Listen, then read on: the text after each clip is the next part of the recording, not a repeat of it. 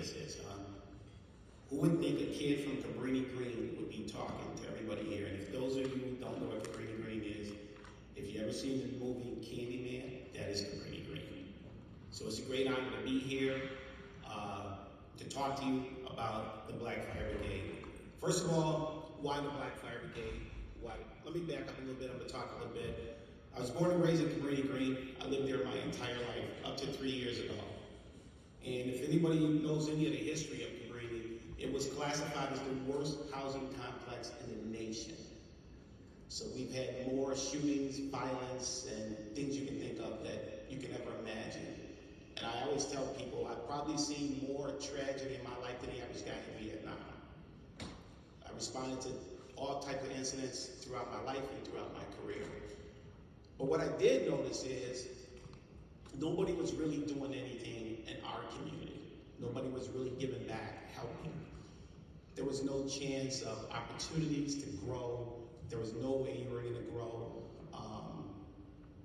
You were less likely not to succeed if you came from that neighborhood. And those are just facts. But what I learned in seeing all of this is it was time to make some serious change. It was time to do things that help. Because what we're going to learn and what we've been learning in the past is that all of that past is now becoming all of our future.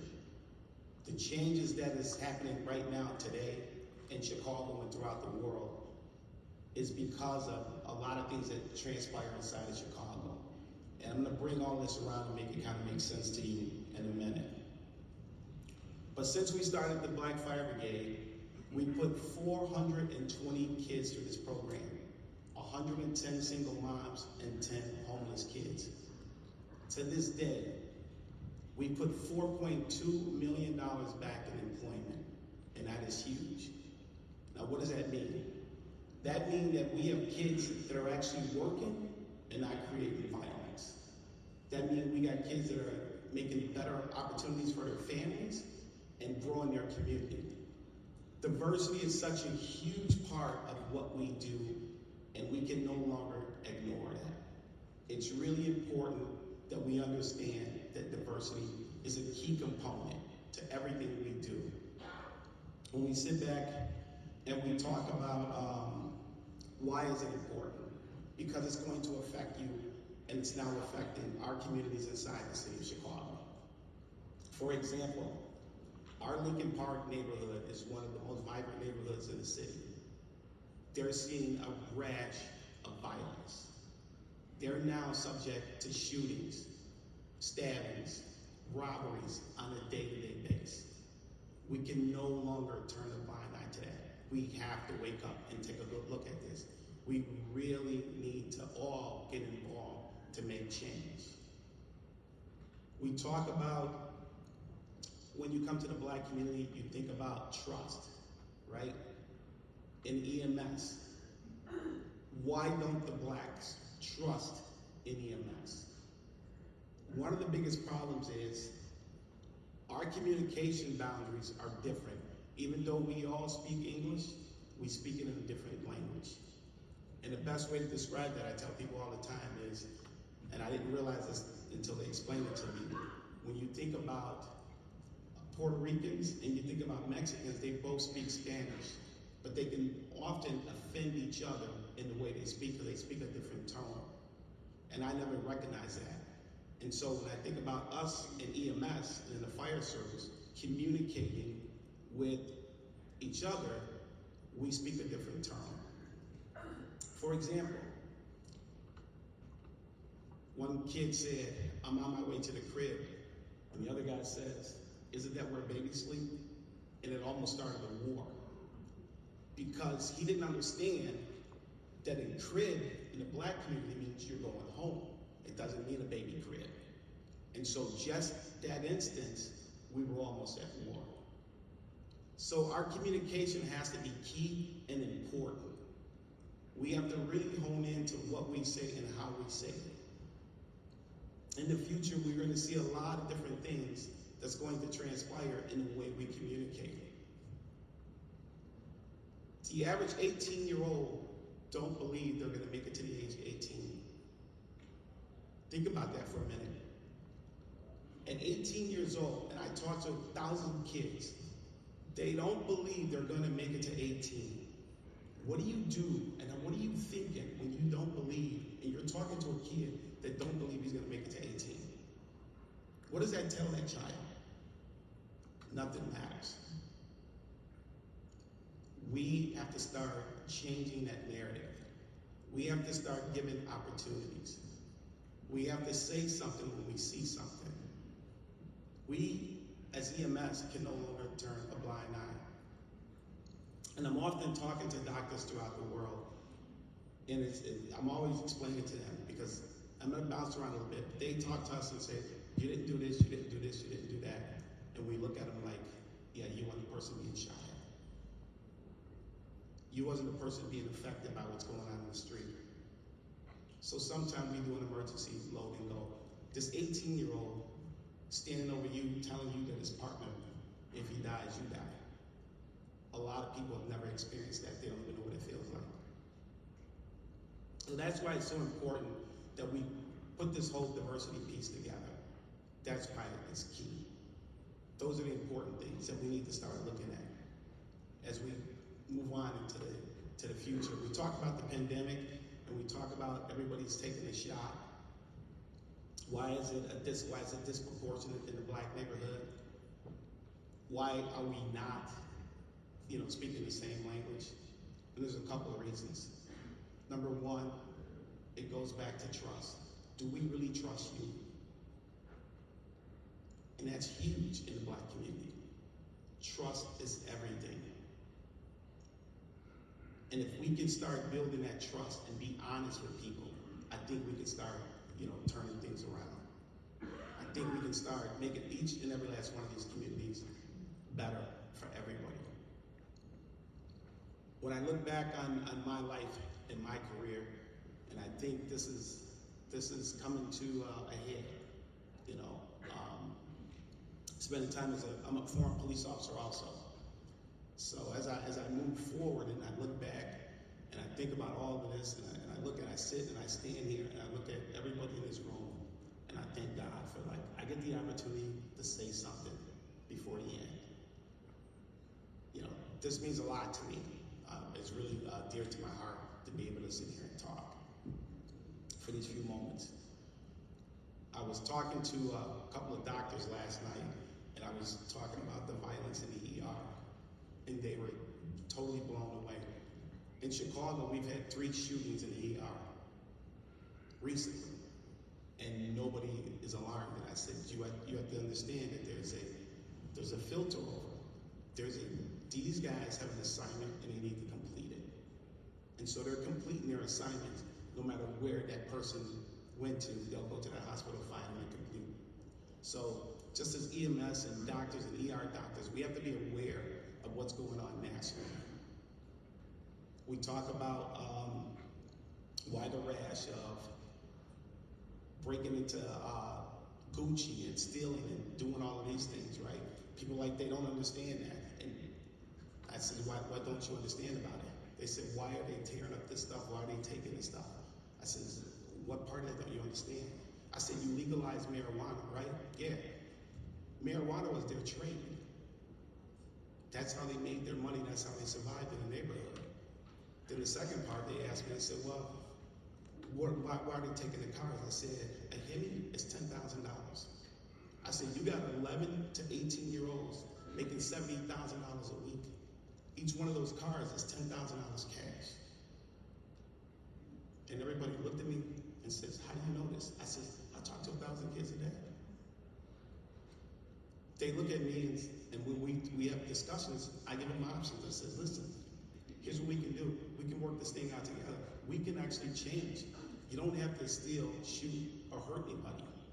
The Black Fire Brigade is here for you, and we're gonna work with you, and we're gonna help you, and we're gonna provide some housing for you. And we're gonna give you an opportunity to have a fair shot at life. And we're gonna be honest with you. And we're gonna hold your hand and we're gonna walk you through it. And until we start getting to that point where we really start showing these young people we care about them, somebody in this room, I guarantee you, within the next year will know somebody close to them that's going to be affected by this violence. It's really important that we come together collectively and open our eyes and start to understand it. I know you're probably thinking it was going to be a different type of speech, but I tell people every time I talk from the heart, I talk from experience, and I tell everybody what's real. I tell people that things that needs to change in order for us to have a better life, all of us, a better quality of life.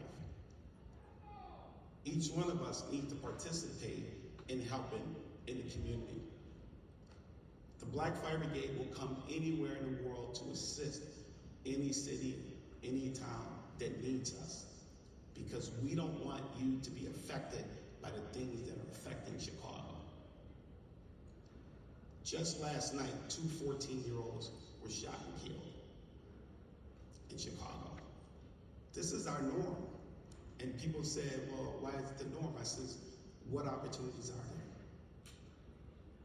One of the things people don't realize about the Black Fire Brigade, we built this program and I thought it was so needed, but we have never been funded. No city, state, county, or federal dollars have ever assisted us. We are the #1 crime reduction employment in the state of Illinois, and you would never even know that. We've employed more kids, we've taken more kids off the street than any program in the state of Illinois. Since we've started this, we've had 4 rescues.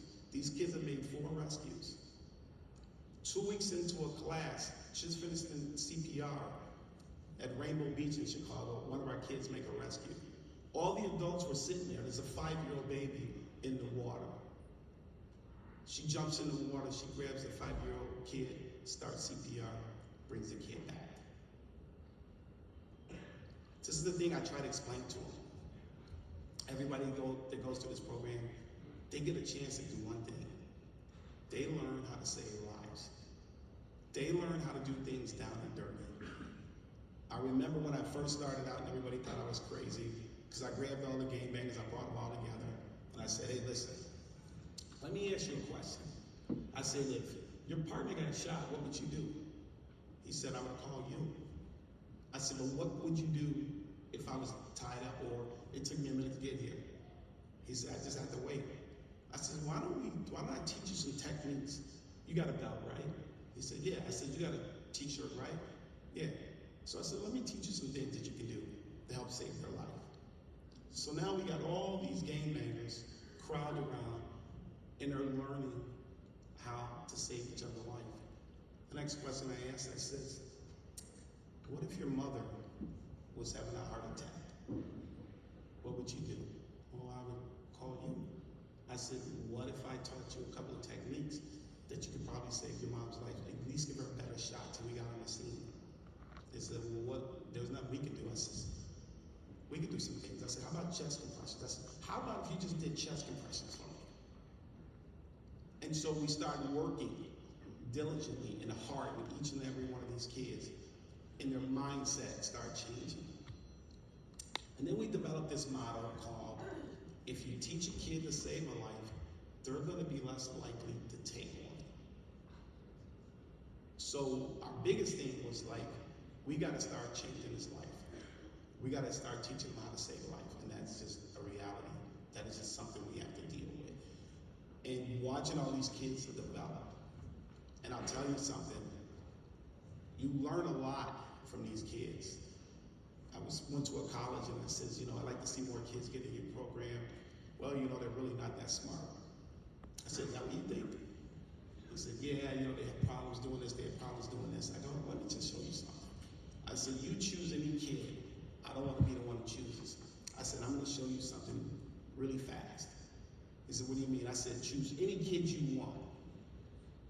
And I put $1,000 on the table. I said, any child you want, I'm going to teach you something. I said, I want you to play a rap song. I said, now, watch that kid recite that rap song, and he's only heard it one time. And they looked at me and I said, now, let's do some phase 2 to this. I said, ask him to write the lyrics. And they were blown away. I said, they're not dumb kids. They just don't have no real direction. They're smarter than you think they are. I said, how do you think these kids can coordinate to take over downtown Chicago in 6 hours and just totally wipe it out? Very well coordinated. All of them are on social media, which means what? They're typing, right? They're using smartphones. They're communicating. Do they have the ability to communicate? Yeah, they do. They just need the right direction, the right leadership, the right help. People that truly, really care. If they had that, we can change things. Until they get that, there's nothing we can ever change. Of all the gunshots and the stabbings that I've been to, I sit around and I look, and I tell everybody that I'm working with, I says, you know, we could have changed that. No, we can't. This is what they want to do. I says, no. This is what we want to do. I says, there's only one person they trust here. And everybody looked at me and says, well, why? Who do they trust? I said, think about this. Nobody trusts the police, but everybody trusts the fire department. I said, they trust us. The one thing they know is when we come, we're coming to save their lives. We're not coming to lock them up. We're not coming to do anything bad to them. And the only reason we're there is because they call for us. So we got to use, and even in EMS, you got to use your fire departments to help you build your community, because that's your number one line of trust. And you got to realize that early on. Who do they trust? Us every day. Because we care. We're going to do things that nobody is going to do. And the one thing they know, if you dial 911, we're going to come. No matter what, you're getting the fire department, you're getting the EMS, we're coming. You know, we don't, and we're going to be there fast. You call the police, you may have to wait a few minutes because they're busy. They got a lot of jobs they're doing. But us, we're going to come. No matter how far we have to come from, we're going to get there. So building that trust line in EMS and fire and in your community is going to be huge. As we go through this diversity thing, I know a lot of people are like, yeah, you know, with diversity, they want this, they want that, they want everything. It's like they don't want everything. They just want to be treated fairly. They want the same opportunities that everybody else has, but nobody's giving them that opportunity. Nobody's really reaching out and actually truly helping the community. You know, I hear terms like best practices. I said best practices, get out there and practice with them. I hear things like studies. I said, you really want to study, you gotta go really study them. I hear things like we should get psychologists. I said, we don't talk to psychologists.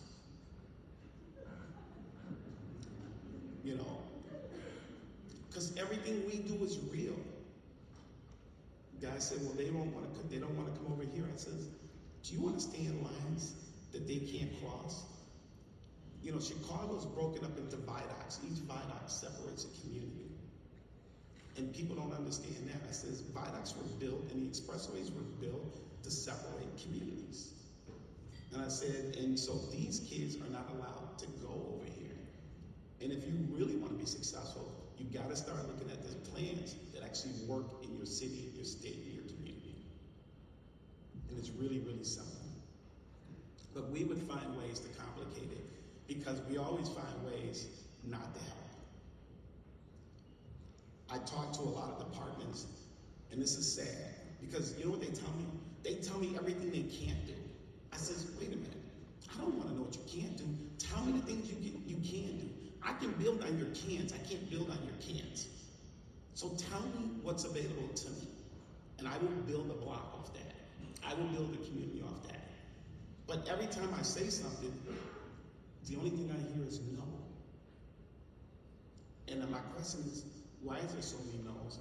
Why have we been brainwashed and the first thing we want to tell everybody is no, it can't be done? Why don't we start talking about what can be done? Even if it's this little, we can build something this big. But we really need to stop talking about the no's and get deep into the yeses and just about what can we do? How can we make a change? It's a simple ask. Just tell me what you can do. I don't want to know what you can't do. I just want to know that you want to do something. And I don't need you to do nothing this big. I just need you to do a little. Because if each one of us did a little, we're going to build a lot. Think about that for a minute.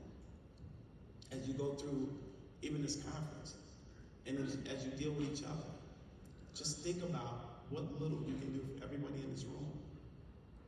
And before you know it, you'll have a lot. Think about where this conference came from. This is the highest number of registries in this conference in the history. There's a reason for that. That says to me that everybody here wants something. They want to take something away from this.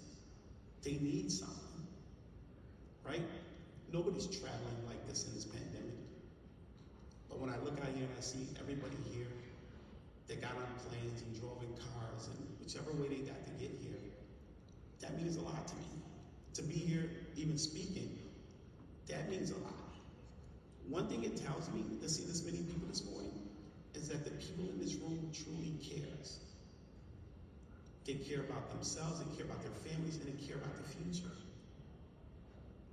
And that's important to us. Just like it's important to each and every one of these kids. Just like diversity is important.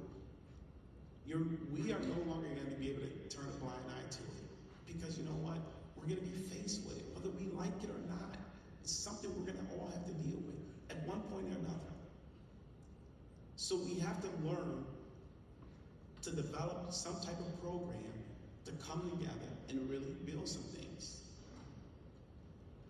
You know, this year is 150 years of blacks in the fire service. Chicago celebrates 150 years. Just a little known history. Chicago was the first black paid firefighters in the world. And this is the 150-year celebration. And I'm always arguing with the city of Chicago and the fire department, because when I came on the job, there was close to 1,000 of us. Today, there's less than 300 black firefighters in the city of Chicago. And I tell the city they should be outraged for that. Why do I tell you that? The average fireman makes 100 grand. You lost 800 positions. 800 positions at 100 grand equates to $80 million a year.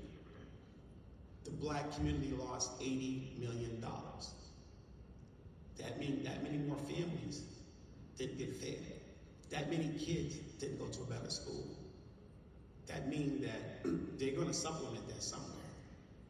Do you want to be the supplement of that? And that's another reason why we see another rash. You know, they're supplementing. $80 million they lost. The police department lost 2,000. Chicago Police Department. They've lost over a quarter of $1 billion already, just in salaries. That changes a community. That is so huge, and everybody's ignoring what is real because we don't want to have real conversations. We want to sound good, but we don't want to do good. I look at people and they got every degree in the world, and I said, well, just come spend a day with me. Let me show you what a degree is. And they walk through some place with me and he says, how do you do this? I says, because everything here is real. And I said, one day it's going to face you, whether you like it or not. I was born in it. I go back to one of the guys, I'm in my neighborhood, I'm a kid. The guy says to me, I have a question. How could you guys be so poor, but yet so happy? I said, what? He said, yeah, how can you guys be so poor, but yet so happy? I said, are we poor? I'm like, I don't understand the question. He said, yeah, well, you guys don't have anything. I said, we take chalk and we write an X, a box and an X, and we play baseball, right? We wanted to play basketball. We got a crate and in a 2x4, we cut a hole in it, and we played basketball. We had government cheese that we made cheese toast. We had rice. We never knew we were poor because we had never had what other people had anyway. We never even looked at them. And I said, we were happy in our own confine. We were very happy, but we didn't know we were poor. I didn't know we were poor. And I come from a family of 16 siblings, 16 brothers and sisters. Never knew I was poor. I never wanted for anything. Think about that for a minute. I never knew that I was poor. All the things I ever wanted for, I thought I had. I had family and friends. And we played and we did everything we wanted to do. But as the world moved on, and then the rap game got in, and everybody started seeing jewelries and cars, and the want became higher, and everybody started thinking, how are we gonna get that? How do I get that? Thank God I never even cared about none of that. But now we're living in a society where everything is glitz and glamour. So we want things. I thank God for the time that I grew up, because none of those things I wanted and even cared about. I was happy just having family and friends. That was the most important to me as a kid growing up. Now they want everything, including your blood. And that's something we all gotta think about as we move forward. I know I stick to this and I stick on this topic because it's really important that we all understand the effect of this is now becoming worldwide. San Francisco, California, New York, Detroit are now starting to see the effects of what is happening in Chicago. You know, I was talking to a couple of police officers the other day, and they didn't understand why 2 police officers were just shot and 1 was killed. And that's heartbreaking because I have 2 sons that are Chicago police officers. I have twin boys that are now serving right now today in the streets of Chicago as police officers. But I think about it and I said, you know, all these police officers did is knock down the door and ask them to take their dog out of the car and bring him inside because it was cold. How do you end up dead?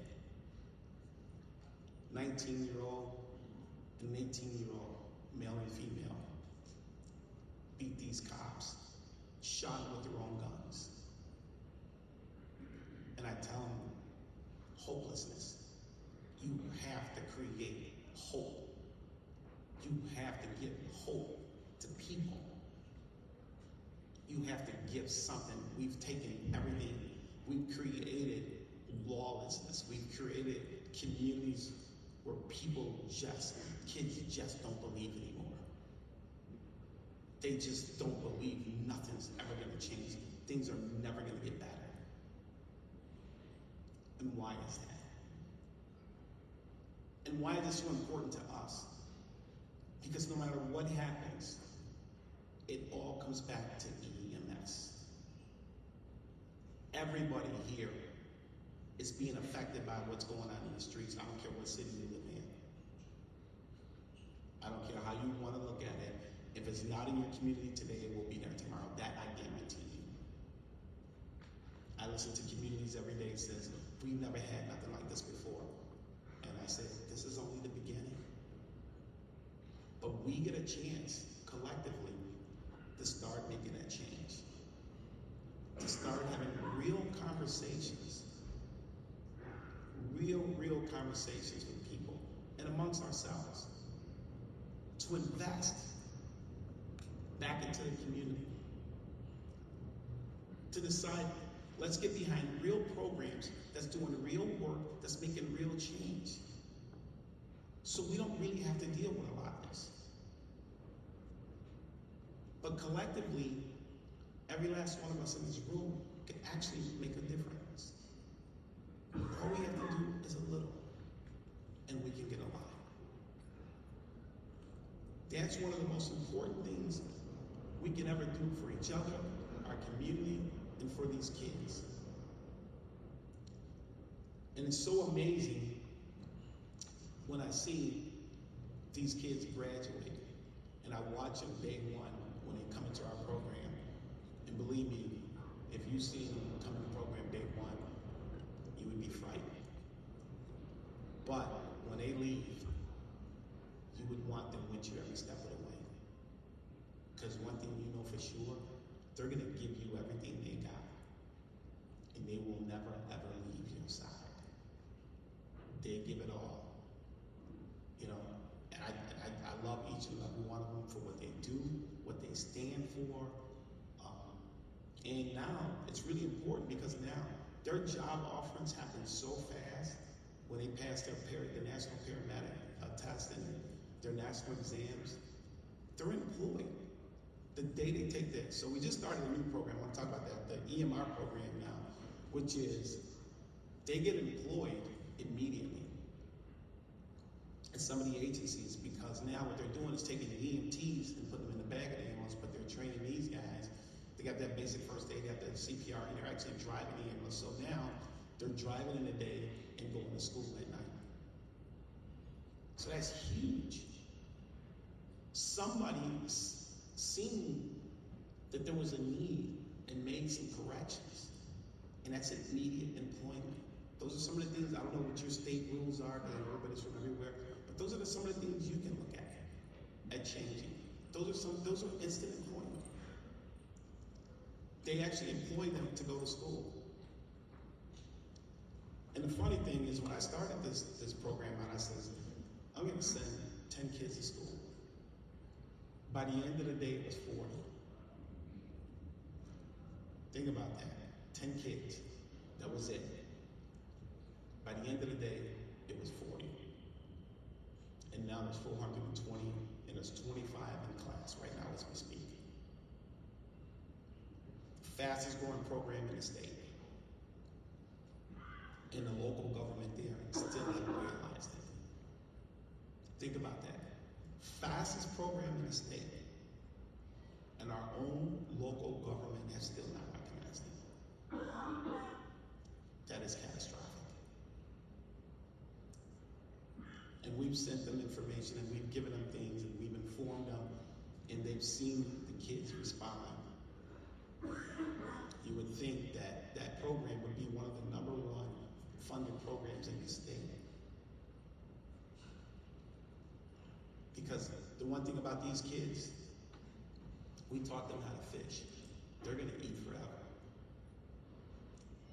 You don't have to worry about them come knocking down your door. They come to save you. They're coming to save your life.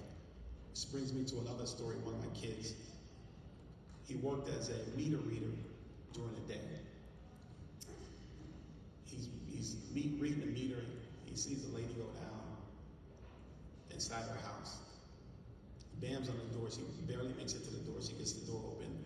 He started ministering first aid to her.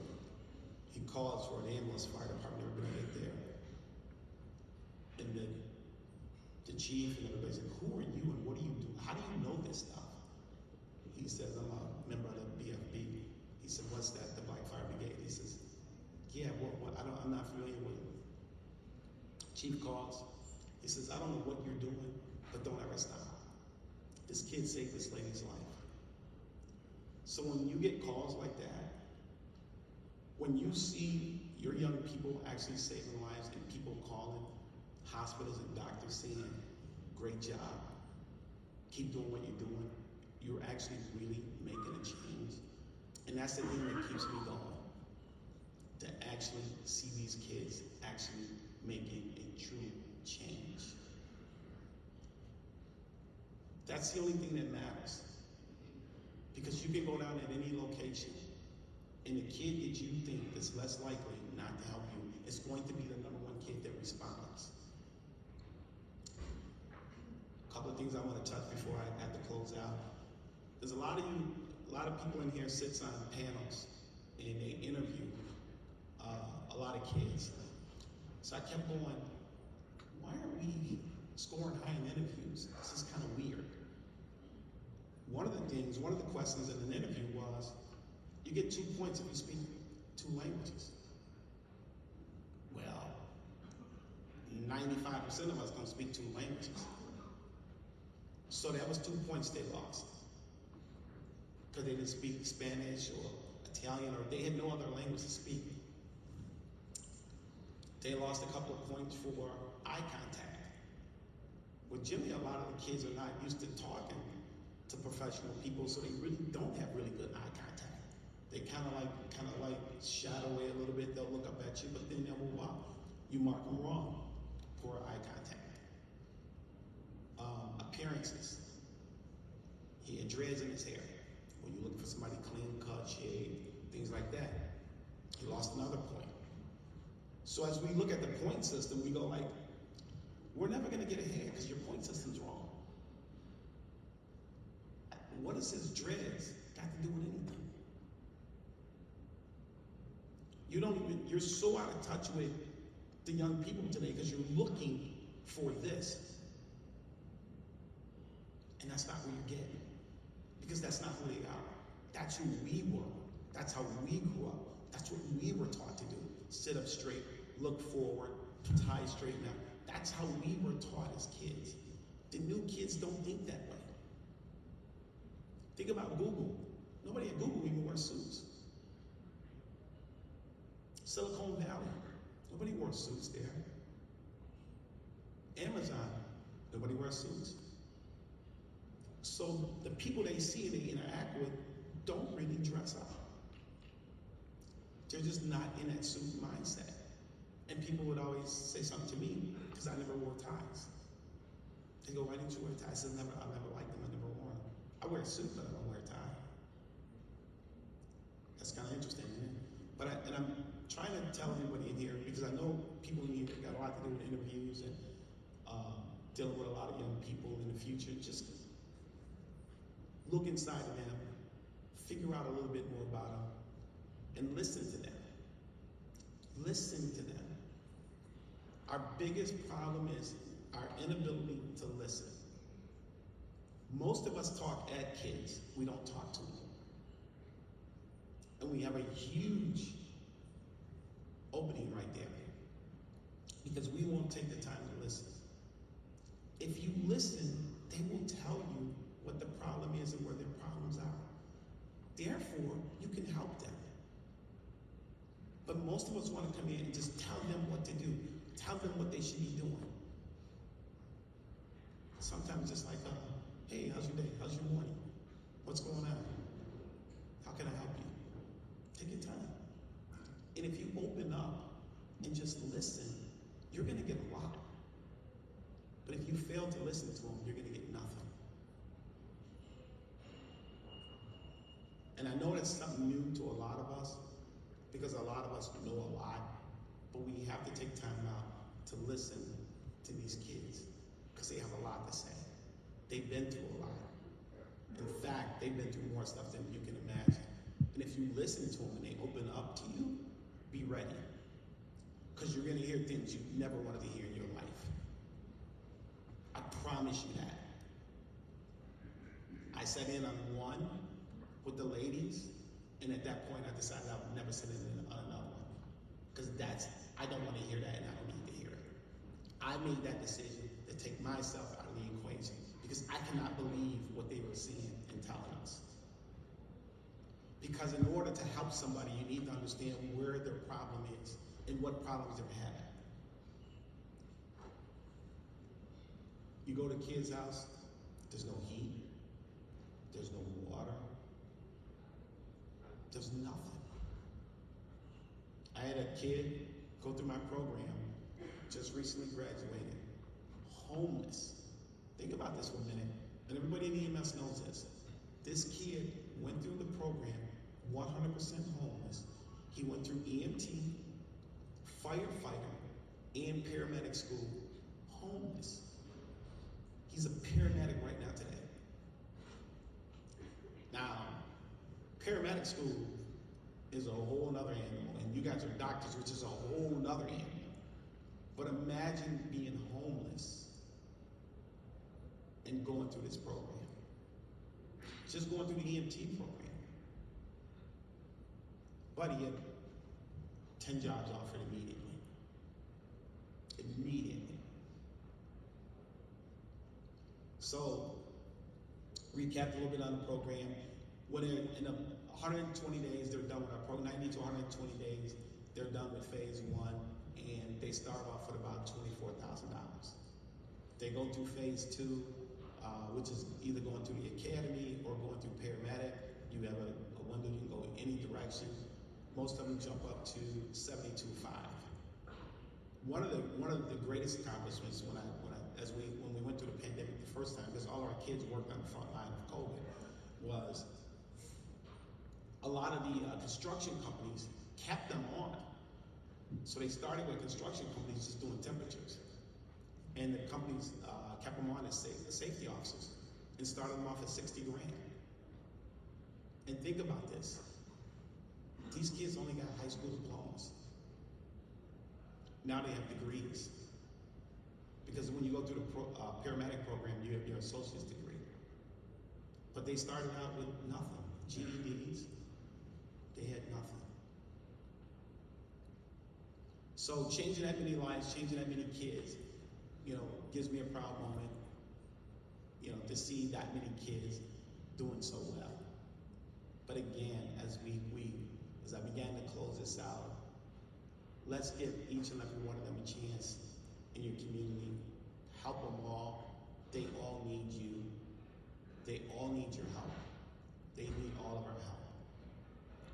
Let's help the future, because they're 100% of the future, whether we like it or not. They're 100% of the future. The Black Fire Brigade is here to help, aid, and assist you. You can always reach out and call us. We will help you do anything. If we can help you build your community, that's what we're here for. We want to help. We want to see change. We want to see things done in a fair and equitable way for all of us. And we all deserve that. Everybody in this room, every kid, everybody across the world, we need to give a helping hand. And with that being said, thank you for giving me this moment to speak with every last one of you. And that will end my session here. Thank you for